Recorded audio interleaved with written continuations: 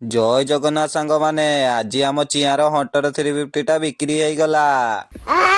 ସକାଳୁ ସକାଳୁ ମୁଁ ଉଠିଲା ବେଳକୁ ଏପଟେ ପ୍ରବଳ ଖରା ଆସିଗଲାଣି, ତେଣୁ ମାମା ମାରିବା ପାଇଁ ଗୋଡ଼ାଇବା ଆଗରୁ ମୁଁ ଯାଏ ଜଲ୍ଦି ବ୍ରଶଟା କରିଦିଏ।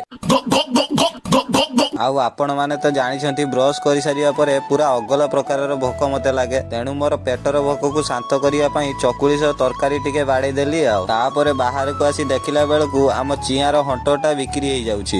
ଆଉ ଏଠି ଦେଖ କି ଅବସ୍ଥା ହେଇଛି ରେ ଭାଇ, ଠିକ ହେଇଛି ବିକ୍ରି ହେଇଯାଇଛି। ହଉ ଛାଡ଼, ଏବେ ଟିକେ ବାଡ଼ି ଆଡ଼େ ଚାଲ ଯିବା। ବାଡ଼ିରୁ କଣ ଦିଟା ଧଣିଆ ପତ୍ର ତୋଳିବା। ଆଉ କଣ କାମ, ଏଇ ତ କାମ ଘର କତର। ଏଠି ଟିକେ ଦେଖ ଆମ ଗୋୟାକୁଳି ଗଛରେ କେତେ କୁଳି ଧରିଛି, ଦେଖୁଛ ତ। ମୁଁ ବାଡ଼ିରୁ କିଛି ଏତିକି ଧଣିଆ ପତ୍ର ତୋଳିକି ଆଣିଲି। କିଛି ସମୟ ପରେ ମୁଁ ଏଇ ଜିନିଷଟା ଖାଇଲି। କମେଣ୍ଟରେ କହିଲ ଦେଖି ଏଇ ଜିନିଷଟାକୁ କଣ କୁହନ୍ତି, ଦେଖିଆ କିଏ କହିପାରୁଛି।